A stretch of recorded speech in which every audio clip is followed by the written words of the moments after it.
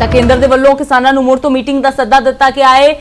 11:30 ਵਜੇ ਇਹ ਮੀਟਿੰਗ ਦਾ ਸੱਦਾ ਦਿੱਤਾ ਗਿਆ ਹੈ। परसों ਦਾ यानी कि 14 अक्तूबर ਦਾ ਇਹ ਸੱਦਾ ਦਿੱਤਾ ਗਿਆ ਹੈ ਕਿ ਸਵੇਰੇ 11:30 ਵਜੇ ਆਣ ਕੇ ਕਿਸਾਨ ਜਥੇਬੰਦੀਆਂ ਮੁਲਾਕਾਤ ਕਰਨ। ਇਸ ਦੇ ਲਈ ਬਕਾਇਦਾ ਜੋ ਖੇਤੀਬਾੜੀ ਸਕੱਤਰ ਨੇ ਸੰਜੇ ਅਗਰਵਾਲ ਉਹਨਾਂ ਦੇ ਵੱਲੋਂ ਇੱਕ ਚਿੱਠੀ ਜਾਰੀ ਕੀਤੀ ਗਈ ਹੈ। ਹਿੰਦੀ ਦੇ ਵਿੱਚ ਚਿੱਠੀ ਲਿਖੀ ਗਈ ਹੈ ਜਿਸ ਦੇ ਵਿੱਚ ਸਵੇਰੇ 11:30 ਵਜੇ ਦਾ ਸਮਾਂ ਕਿਸਾਨਾਂ ਨੂੰ ਦਿੱਤਾ ਗਿਆ ਹੈ।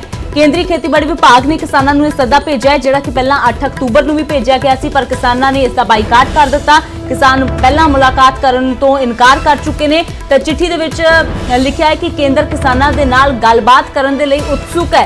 तो किसान आउण केंद्र के नाल गलबात करन अपने शंके रखण पर किसान ये गल कह रहे हैं कि असीं प्रधानमंत्री दे नाल गलबात करांगे या खेतीबाड़ी मंत्री नरेंद्र तोमर दे नाल गलबात करांगे, असीं खेतीबाड़ी सकत्तर दे नाल गलबात नहीं करांगे। तां फिलहाल अज किसान जथेबंदियां मीटिंग करके यह फैसला करनगियां कि मुलाकात दे लई दिल्ली जाना है या फिर नहीं। उन्होंने पिछली मीटिंग का बेशक बाईकाट करता सी। किसानों को अपील करूंगे कि जो 14 तरीक की मीटिंग है इसका बाईकाट ना किया जाए, इस दे विच शामिल होकर केंद्र के जो नुमाइंदे उन्हां नाल गल की जाए। मैं पूछना चाहना संघर्ष कोई रस्ता है? संघर्ष नाल कोई हल हो जाएगा? ਜਦੋਂ तक ਅਸੀਂ एक दूसरे शंका 'ਚ ਹੀ ਰਵਾਂਗੇ।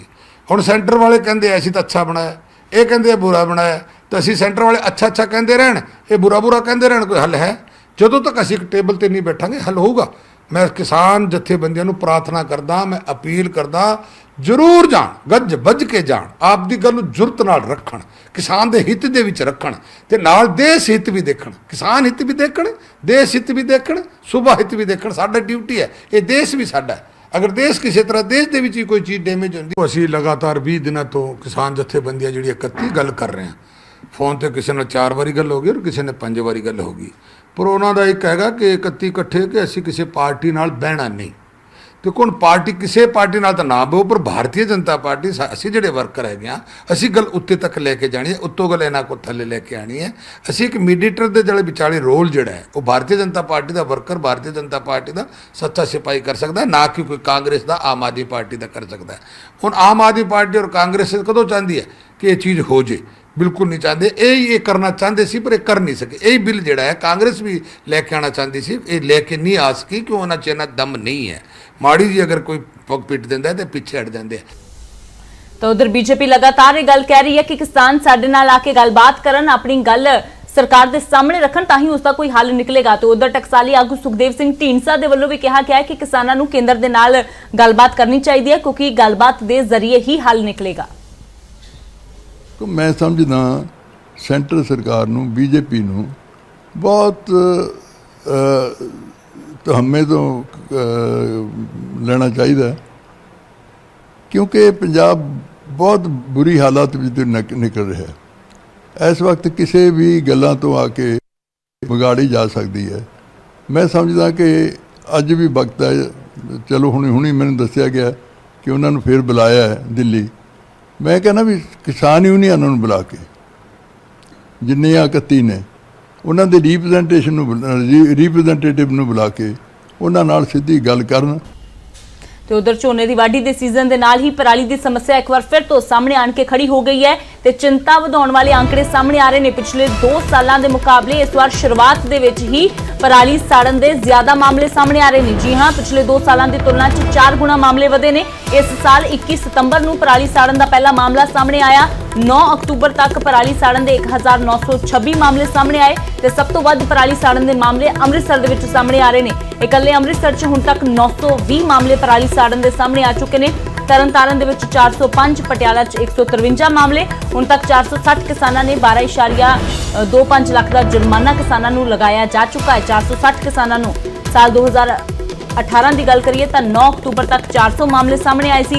साल 2019 दे विच 461 मामले पराली साड़न के सामने आए सी, पर इस बार हुण तक 460 मामले सामने आ चुके हैं।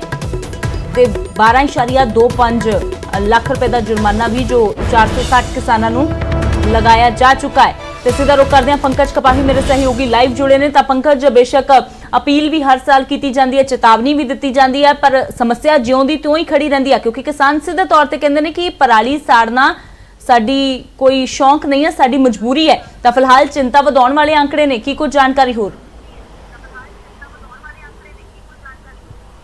ਬਿਲਕੁਲ ਅੰਮ੍ਰਿਤ, ਕਿਉਂਕਿ ਦੀਵਾਲੀ ਤੋਂ ਬਾਅਦ ਅਸੀਂ ਤਸਵੀਰ ਦੇਖਦੇ ਹਾਂ ਦਿੱਲੀ ਦੇ ਵਿੱਚ ਜਿਸ ਤਰੀਕੇ ਦੇ ਨਾਲ ਸਾਹ ਲੈਣਾ ਵੀ ਔਖਾ ਹੋ ਜਾਂਦਾ ਹੈ, ਤਾਂ ਇਲਜ਼ਾਮ ਪੰਜਾਬ ਦੇ ਕਿਸਾਨਾਂ ਦੇ ਉੱਤੇ ਲੱਗਦਾ ਹੈ, ਹਰਿਆਣਾ ਦੇ ਕਿਸਾਨਾਂ ਦੇ ਉੱਤੇ ਲੱਗਦਾ ਹੈ। ਔਰ ਲਗਾਤਾਰ ਹਰ ਸਾਲ, ਇਹ ਕੋਈ ਪਹਿਲੇ ਸਾਲ ਜਾਂ ਦੂਸਰੇ ਸਾਲ ਦੀ ਤਸਵੀਰ ਨਹੀਂ ਹੈ, ਹਰ ਸਾਲ ਅਸੀਂ ਦੇਖਦੇ ਹਾਂ ਕਿ ਜਦੋਂ ਐਨਜੀਟੀ 'ਚ ਮਾਮਲਾ ਜਾਂਦਾ ਹੈ, ਪੰਜਾਬ ਸਰਕਾਰ ਨੂੰ ਤਲਬ ਕੀਤਾ ਜਾਂਦਾ, ਦਿੱਲੀ ਸਰਕਾਰ ਨੂੰ ਤਲਬ ਕੀਤਾ ਜਾਂਦਾ, ਕੇਂਦਰ ਸਰਕਾਰ ਨੂੰ ਤਲਬ ਕੀਤਾ ਜਾਂਦਾ ਹੈ, ਤਾਂ ਇਹ ਕਿਹਾ ਜਾਂਦਾ ਹੈ ਕਿ ਅਗਲੇ ਸਾਲ ਅਸੀਂ ਕਿਸਾਨਾਂ ਨੂੰ ਅਪੀਲ ਕਰਾਂਗੇ ਔਰ ਪੂਰੇ ਪਲਾਨ ਤਿਆਰ ਕਰਾਂਗੇ ਕਿ ਕਿਸਾਨ ਜਿਹੜੇ ਨੇ ਉਹ ਪਰਾਲੀ ਨਾ ਸਾੜਨ।